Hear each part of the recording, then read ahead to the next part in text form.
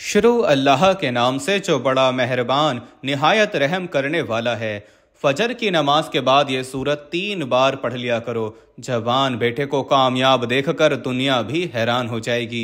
मोहतरम दोस्तों, वैसे तो ये अमल सब के लिए है, लेकिन खास तौर पर ये अमल अगर माएँ करें तो उनके जवान औलाद की कामयाबी इंशाअल्लाह जल्द मुकद्दर हो जाएगी।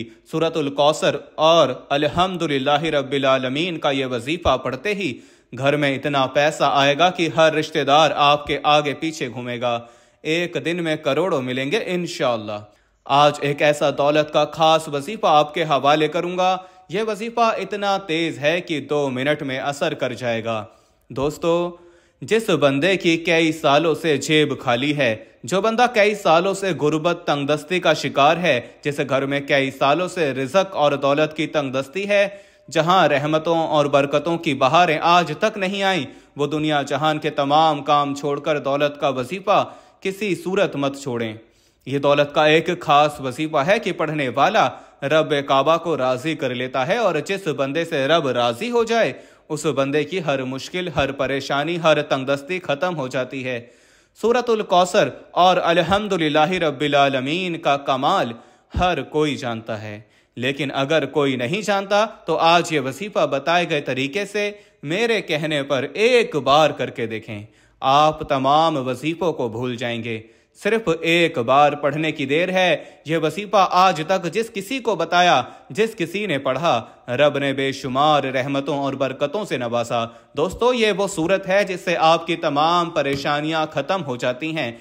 एक साहब हजरत अली रज़ियल्लाहु तआला अन्हु की बारगाह में हाजिर हुए और फरमाया कि मौला, मैं तंगदस्त हूँ, घर के हालात खराब हैं। मौला अली ने फरमाया, जाओ इस्तग़फ़ार करो। फिर दूसरा शख्स आया और कहा कि मैं बे औलाद हूँ, परेशान हूँ, औलाद नरीना का तलबगार हूँ। मौला अली ने फरमाया, जाओ इस्तग़फ़ार करो। फिर एक तीसरा शख्स आया और उसने कहा, मौला अली, मेरे घर में परेशानियां हैं, और अपना मसला बयान किया। मौला अली ने फरमाया कि जाओ इस्तग़फ़ार करो। वो तीनों शख्स चले गए तो पास बैठे एक बंदे ने मौला अली से पूछा कि मौला, आपके पास 3 बंदे आए, तीनों ने अपने मुख्तलिफ मसाइल पेश किया और आपने तीनों को ही इस्तग़फ़ार का जिक्र बताया, क्यों? तो मौला अली ने फरमाया कि आज हमारी तबाही और बर्बादी की सबसे बड़ी वजह हमारे गुनाह हैं। अगर किसी का रिज़्क तंग है तो वो तौबा करे, अगर परेशानियां किसी की जान नहीं छोड़ रही तो वो तौबा करे, अगर किसी पर आजमाइश है तो वो तौबा करे, किसी के घर फाके हैं, गुर्बत है तो वो तौबा करे। तौबा का जिक्र, इस्तग़फ़ार रब को राजी कर लेता है, रब को मना लेता है, और जिस बंदे से रब राजी हो जाता है फिर उसे मांगना नहीं पड़ता, उसे गैबी खजानों से अता किया जाता है। हजरत अली ने फरमाया कि जब कभी आप पर मुश्किल वक्त आ जाए तो इस्तग़फ़ार करो। और बाज़-औक़ात इंसान वाकई जाने अनजाने में कोई ऐसा गुनाह, कोई ऐसी बात, कोई ऐसा अमल कर जाता है कि बंदा रब की पकड़ में आ जाता है, और जब बंदा रब की पकड़ में आ जाए तो फिर दुनिया की कोई जादू जिन्नात, कोई वजीफे आमाल, कोई भी अमल आपका फायदेमंद नहीं रहता। जब तक आप अपने गुनाहों की सच्ची तौबा नहीं कर लेते, आप कामयाब ही नहीं हो सकते। इसलिए खुदारा, आपने सबसे पहले अपने गुनाहों की सच्ची तौबा करनी है। भाइयों और बहनों, यह कामयाबी का राज आपको बता रहा हूँ। मैं लोगों के वज़ाइफ सुनता हूँ, लोग बड़े बड़े वज़ाइफ बताते हैं, बड़े बड़े दर्स बताते हैं, लेकिन खुदारा, हम में से, आप में से बहुत से लोग इन बातों को पहले से जानते हैं। तो मकसद क्या है कि कोई ऐसा अमल बताया जाए जो हमें वाकई कामयाब कर दे। तो इस्तग़फ़ार एक ऐसा अमल है जो हमें गुनाहों से छुटकारा दिला सकता है। भाइयों और बहनों, हमारे गुनाह ही हैं जिनकी वजह से हमारी तबाही और बर्बादी बढ़ती जा रही है और ख़त्म होने का नाम ही नहीं ले रही। आप इस तबाही और बर्बादी से बचना चाहते हैं तो इस्तग़फ़ार की कसरत करें। इस्तग़फ़ार की लगवी मायने मग़फ़िरत तलब करना है, और मग़फ़िरत गुनाह के शर से बचने को कहते हैं। दीन इस्लाम में इस्तग़फ़ार की बड़ी अहमियत है, और कुरान करीम में बहुत सारी आयात मौजूद हैं जो मग़फ़िरत और इस्तग़फ़ार के बारे में बताती हैं। कुछ आयात इसके बारे में हुक्म देती हैं, कुछ इसकी तलब के बारे में हैं, और कुछ इसकी तारीफ बयान करती हैं। सूरतुल निसा में अल्लाह रब्बुल इज़्ज़त ने नबी मोहतरम सल्लल्लाहु तआला अलैहि वसल्लम को हुक्म दिया और फरमाया, اور اللہ تعالیٰ سے بخشش مانگو، بے شک وہ بخشنے والا مہربانی کرنے والا ہے۔ سورۃ المزمل میں رب کریم نے مومنوں کو اس بارے میں حکم دیا کہ اللہ تعالیٰ سے بخشش طلب کرتے رہو، یقیناً وہ بخشنے والا مہربان ہیں۔ اور خاتم المرسلین صلی اللہ تعالیٰ علیہ وسلم کا فرمان ہے کہ میں اللہ سے دن میں 100 بار بخشش طلب کرتا ہوں۔ دوستو، اس سے استغفار کی اہمیت اور افادیت معلوم ہوتی ہے۔ استغفار کے ثمرات میں گناہوں کی بخشش، اللہ کی رضا اور اس کی محبت اور رحمت، عذاب کا ٹل جانا، کثرت سے خیر و برکت اور دلوں کا روشن ہو جانا، درجات کا بلند ہونا، زہاد اور تقوی پیدا ہونا، وقار اور بردباری میں اضافہ، روزی میں کشادگی، مال اور اولاد میں اضافہ، بلاؤں اور مصیبتوں سے دوری، جسمانی اور روحانی قوت میں اضافہ، اور بندے کا اپنے خالق کی محبت کی طرف رجحان، اور اللہ تعالیٰ کی محبت کے آگے دوسری دنیاوی نعمتوں سے بے نیاز ہونا، اور بندے میں دیگر صفات کا پیدا ہونا شامل ہے۔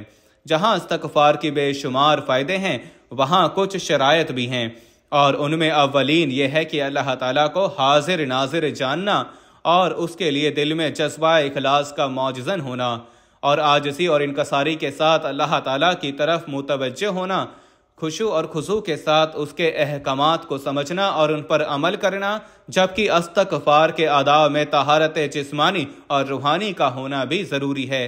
استغفار کا وقت سحر کے علاوہ پچھلی رات کو اللہ سے بخشش مانگنا۔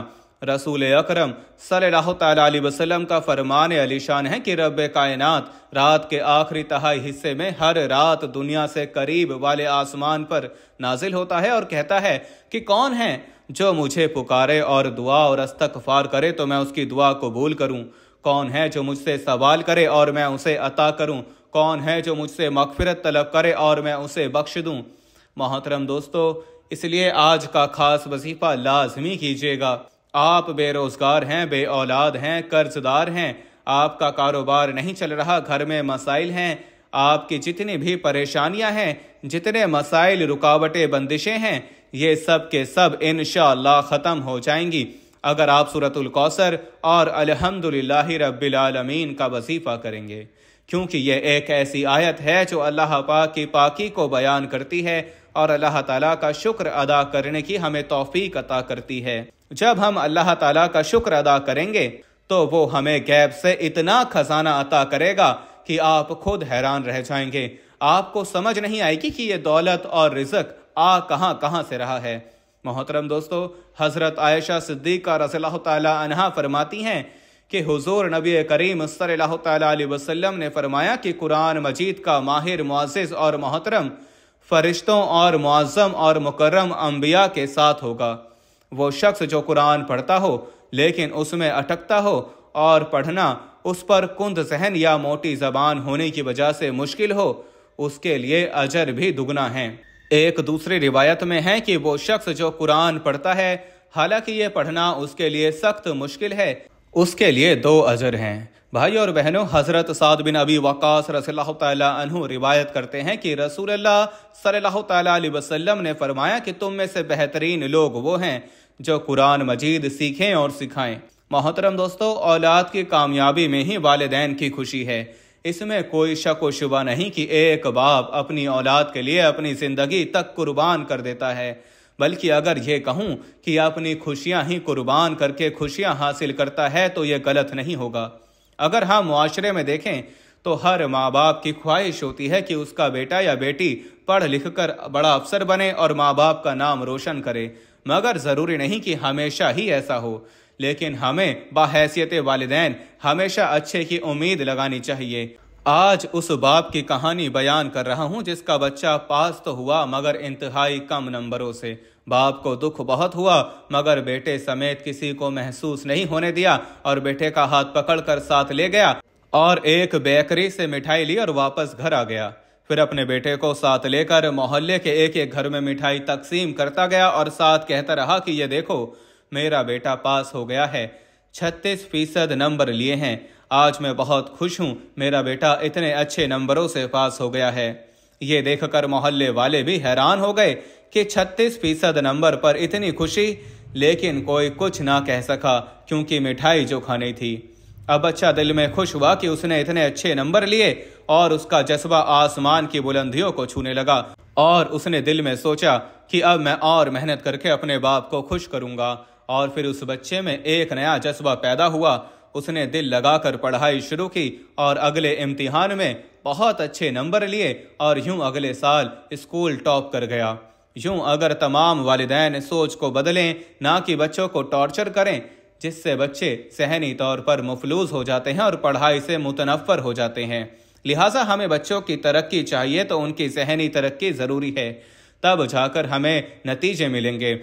اللہ تعالیٰ نے آپ صلی اللہ تعالیٰ علیہ وسلم کے دنیا میں تشریف لانے کے بعد سے قیامت تک کے انسانوں کی ہدایت کے لیے اپنی کتاب قرآن مجید نازل فرمائی، اور قرآن مجید دنیا کی واحد ایسی کتاب ہے جس میں قیامت تک کے انسانوں کے لیے اللہ کی رضا کے مطابق زندگی گزارنے کے احکامات موجود ہیں۔ جو شخص قرآن مجید کے احکامات کے مطابق زندگی گزارے گا وہی صراط مستقیم پر چلنے والا ہوگا۔ مادہ پرستی اور نفسا نفسی کے اس دور میں ہر انسان کسی نہ کسی قسم کی پریشانی میں مبتلا ہے اور سکون کی تلاش میں ہے۔ ویسے تو زندگی میں سکون قائم رہنے اور پریشانی نہ آنے کی انسانی خواہش ہمیشہ سے رہی ہے، لیکن افراتفری کے اس دور میں سکون کے کچھ لمحے میسر آنے کی تمنا کچھ زیادہ ہی بڑھ گئی ہے۔ اگر آپ زندگی میں سکون حاصل کرنا چاہتے ہیں تو آپ کو ایسے اصول اپنانے ہوں گے جو آپ کو پرسکون اور خوشگوار زندگی مہیا کر سکیں۔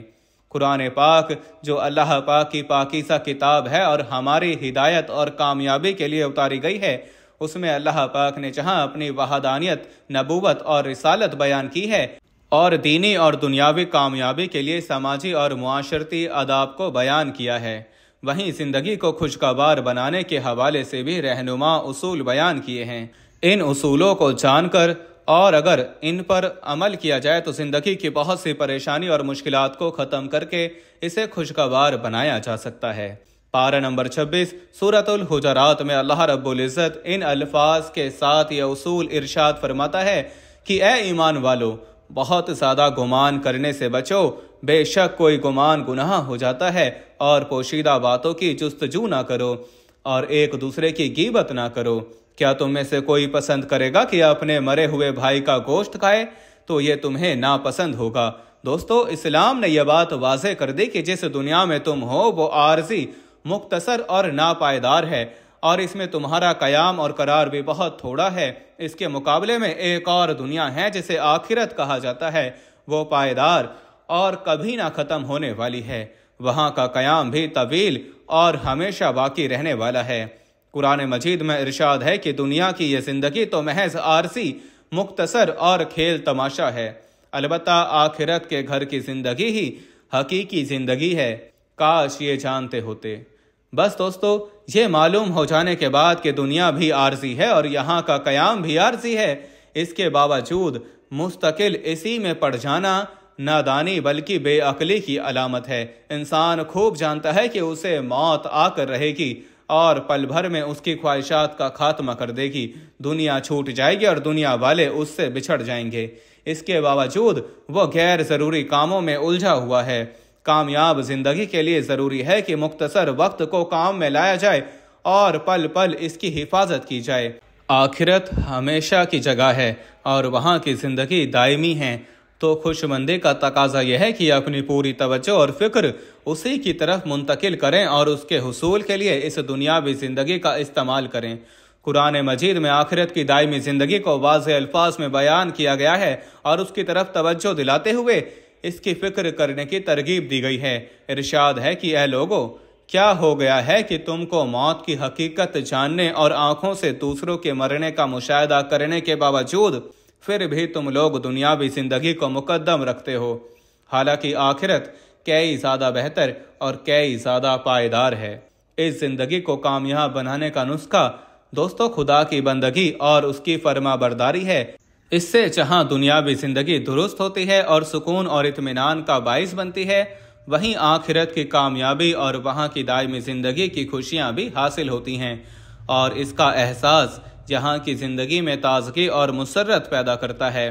مگر بہت سے لوگ اب بھی آخرت سے غافل ہو کر دنیاوی زندگی میں الجھے ہوئے ہیں اور حقیر دنیا کے پیچھے پڑے ہوئے ہیں۔ कुरान मजीद ने इन लोगों को जो आखिरत से काफिल होकर दुनिया से चिमट जाते हैं और अपनी गफलत से बाखबर होना नहीं चाहते, उन पर अफसोस का इजहार किया है और उनसे पूछा है कि क्या तुम आखिरत के मुकाबले में दुनियावी जिंदगी पर राजी हो चुके हो? अगर ऐसा है तो याद रखो कि दुनियावी जिंदगी का मज़ा आखिरत के मुकाबले में कुछ भी नहीं मगर थोड़ा सा है।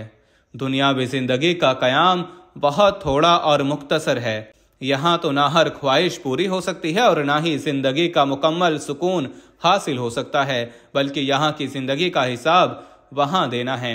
हर छोटी बड़ी चीज़ के मुतालिक वहाँ पूछा जाएगा। जो जितना सामान जिंदगी इकट्ठा करेगा उतना ही बोझ अपने सर पर लाद कर ले जाएगा, और जो जितना कम सामान रखेगा उतने ही कम सवालात उससे किए जाएंगे। नबी करीम सल्लल्लाहु तआला अलैहि वसल्लम ने हमें तालीम दी कि इंसान ज़्यादा की फिक्र ना करे बल्कि कम से कम चीज़ों पर कनात करे, क्योंकि दुनिया उसके लिए मुसाफिर खाना है और मुसाफिर उतना ही सामान अपने साथ रखता है जितनी की ज़रूरत हो। हज़रत अब्दुल्ला बिन उमर रज़ियल्लाहु तआला अन्हु फरमाते हैं कि एक दिन आप सल्लल्लाहु तआला अलैहि वसल्लम ने मेरा कंधा पकड़कर फरमाया, देखो दुनिया में ऐसे रहो जैसे तुम अजनबी हो या राह चलते मुसाफिर हो। दोस्तों, अगर इंसान गौर फिक्र से काम ले, इस्लामी उसूलों और नबवी सीरत के मुताबिक ज़िंदगी गुजारने लगे तो उसे कदम कदम पर महसूस होगा कि ज़िंदगी किस कदर सहल और आसान है। सादगी में आफियत है और बेजा तकल्लुफात में तकलीफ है। इंसान पर तकलीफ आती नहीं बल्कि वो खुद लाता है। इंसान चाहे तो बहुत कम खर्च में अपनी ज़रूरियात की तकमील कर सकता है और बफिया को दूसरों की खिदमत में सर्फ कर सकता है, और दर हकीकत जीना भी इसी का नाम है कि जो दूसरों के लिए हो। इंसान चाहे तो जिस्मानी और ज़हनी थकावट और दीगर परेशानियों से खुद को दूर रख सकता है, मगर इसके लिए उसे किफ़ायत शारी, सादगी और बाकदरे ज़रूरत पर अमल करना पड़ेगा, जैसा कि इस वक्त बहुत से लोग करते हुए दिखाई दे रहे हैं। मौजूदा हालात में हमें बहुत कुछ सिखाया है, बस हमें समझने और सीखने और इसके मुताबिक अपनी ज़िंदगी को ढालने की ज़रूरत है। अगर हम ज़िंदगी में सुकून और इत्मीनान चाहते हैं और बाकिया ज़िंदगी को पुरबहार बनाने का इरादा रखते हैं तो कुरानी और नबवी नुस्खे पर अमल करना होगा। दुनिया में बाकदरे ज़रूरत ही दिल लगाना होगा।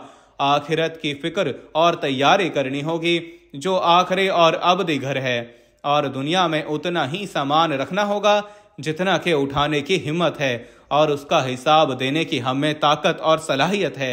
यकीनन जो इंसान आखिरत की फिक्र करता है वो दुनिया के गम से निजात पा जाता है, और जो आखिरत की अजीम नेमतों से बहरावर होना चाहता है वो दुनिया की हकीर चीज़ों में नहीं उलझता। इसके नतीजे में वो दुनिया के गम से आज़ाद होकर ज़िंदगी गुजारता है और कहता है कि ज़िंदगी तो कितनी आसान है। आइए दोस्तों, आज के वजीफ़े की तरफ चलते हैं। आपने ये वजीफ़ा फजर की नमाज के बाद पढ़ना है। बावज़ू मुसल्ले पर बैठकर आपने सबसे पहले एक बार आऊज़ु बिल्लाहि मिनश शैतानिर रजीम पढ़ना है और एक बार बिस्मिल्लाहिर्रहमानिर्रहीम पढ़कर वजीफ़े का आगाज़ करना है। नबी करीम सल्लल्लाहु तआला अलैहि वसल्लम की ज़ात अक़दस पर 3 मरतबा दरूद पाक पढ़ना है। आप चाहें तो आसान और मुख्तसर सा दरूद सल्लल्लाहु अला मोहम्मद पढ़ लें या सल्लल्लाहु अलैहि वसल्लम पढ़ लें, लेकिन अगर आप दरूद इब्राहिमी पढ़ते हैं तो ये सबसे ज़्यादा फजीलत वाला है। प्यारे आका सल्लल्लाहु तआला अलैहि वसल्लम भी तमाम दरूदों में दरूद इब्राहिमी ही सबसे ज़्यादा महबूब रखते थे।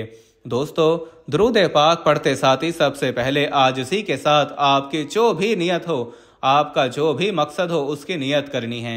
मकसद जितना बड़ा हो, ये नहीं देखना कि ये नामुमकिन है, देखना यह है कि आप मांग किस ज़ात से रहे हैं जो अर्श इलाही का रब है, खजानों का मालिक है। आप उस रब से मांग रहे हैं जिसके कब्ज़ा कुदरत में दोनों जहानों की बादशाहत है, और वही आपको अता करेगा, क्योंकि बेशक वही हर चीज़ पर कादिर है और बहुत गफूर और रहीम और बेनियाज है। आप इंशाअल्लाह जो मांगेंगे आपको मिल जाएगा। अपने मकसद की नियत कीजिए। अगर आप घर, गाड़ी, दौलत, शोहरत जो भी चाहते हैं वो मांग लीजिए। आपको अपने मकसद की नियत करने के बाद वहीं बैठे बैठे अपनी आंखों को बंद करना है और पूरी तवज्जो और ध्यान के साथ वजीफ़ा पढ़ना शुरू कर देना है। दोस्तों, दरूद पाक पढ़ने के बाद आपने हाथ की उंगलियों पर या तस्बीह के दानों पर अल्हम्दुलिल्लाहि रब्बिल आलमीन 100 बार पढ़ना है। आपने 100 दानों की तस्बीह मुकम्मल पढ़नी है, 100 बार पढ़ना है। और जब आपकी ज़बान से अल्हम्दुलिल्लाहि रब्बिल आलमीन निकल रहा हो तो आपके जहन में कोई और ख्याल नहीं होना चाहिए। आपके जहन में सिर्फ अपना मकसद होना चाहिए और आप रोते हुए तड़पते हुए रब काबा से मांगते चले जाएं। यकीन कीजिए अल्लाह ताला आपकी नस्लों को आबाद कर देगा। जिस गुनाहों की पकड़ की वजह से रब ने आपका रिस्क तंग किया है, आपके घर में परेशानियां हैं, फाके हैं, गुर्बत, तंगदस्तियां हैं, इस सूरत की, इस आयत की फजीलत और बरकत से हर तरह की परेशानियां, हर तरह के गुनाह और हर तरह की बंदिशें टूट जाएंगे और कामयाबी इंशाअल्लाह आपका मुकद्दर होगी। 100 दानों की एक तस्बीह पढ़ने के बाद अब दूसरे नंबर पर जो वजीफा आपने करना है वो रब के 2 नामों का वजीफा है और वो नाम है या रज़ाकू या फत्ताहू। दोस्तों 11 बार आपने या रज़ाकू या फत्ताहू का वजीफा पढ़ना है। या रज़ाकू या फत्ताहू मिलाकर पढ़ेंगे तो 1 शुमार होगा और इस तरह आपने 11 बार मुकम्मल करना है। या रज़ाकू मतलब ए रिज़्क देने वाली ज़ात, ए मुश्किलों पर काबू पाने वाली ज़ात, ए कामयाबी देने वाली ज़ात। या रज़ाकू या फत्ताहू को पुकारने की देर है, अर्श इलाही से फरिश्ते ज़मीन पर उतरेंगे और आपके लिए कामयाबियां छोड़ जाएंगे। यानी दोस्तों नबी पाक सल्लल्लाहु तआला अलैहि वसल्लम पर दरूद पाक पढ़ने के बाद पहले नंबर पर अल्हम्दुलिल्लाहि रब्बिल आलमीन का वजीफा 100 बार पढ़ना है और फिर दूसरे नंबर पर या रज़ाकू या फत्ताहू का वजीफा आपने 11 बार पढ़ना है। अब तीसरे नंबर पर जो आखिरी वजीफा आपने पढ़ना है वो सूरतुल कौसर का वजीफा है। आपने सूरतुल कौसर सिर्फ और सिर्फ 3 बार पढ़नी है और 3 बार सूरतुल कौसर पढ़कर आपका वजीफा मुकम्मल हो जाएगा। अब कामयाबी का क्या राज है कि इसको पढ़कर अपने रब का शुक्र अदा किया और उसकी पाकी बयान करके अपने गुनाहों को बख्शवा लिया, रब को राजी कर लिया, तो अब इनाम लेने का वक्त है। या रज़ाकू से रिस्क मिलेगा, रिज़्क के 300 दरवाजे खुलेंगे। या फत्ताहू से कामयाबी आपका मुकद्दर होगी। सूरतुल कौसर से इंशाअल्लाह आपके घर के हालात बदल जाएंगे। बेसकूनी और बेबरकती हमेशा के लिए ख़त्म होगी। अल्लाह पाक से दुआ है कि हम अल्लाह से जो मांगे वो अता फरमाए, जो ना मांग सके वो बिन मांगे अता फरमाए। दोस्तों गुजारिश है कि अल्लाह ताला के 99 नामों में से 2 सिफाती नाम, 2 इंतहाई ताकतवर नाम या रहमानु या रहीमु कमेंट बॉक्स में ज़रूर लिख दीजिएगा। अल्लाह पाक हम सबका हामी और नासिर हो। आमीन या रब्बुल आलमीन।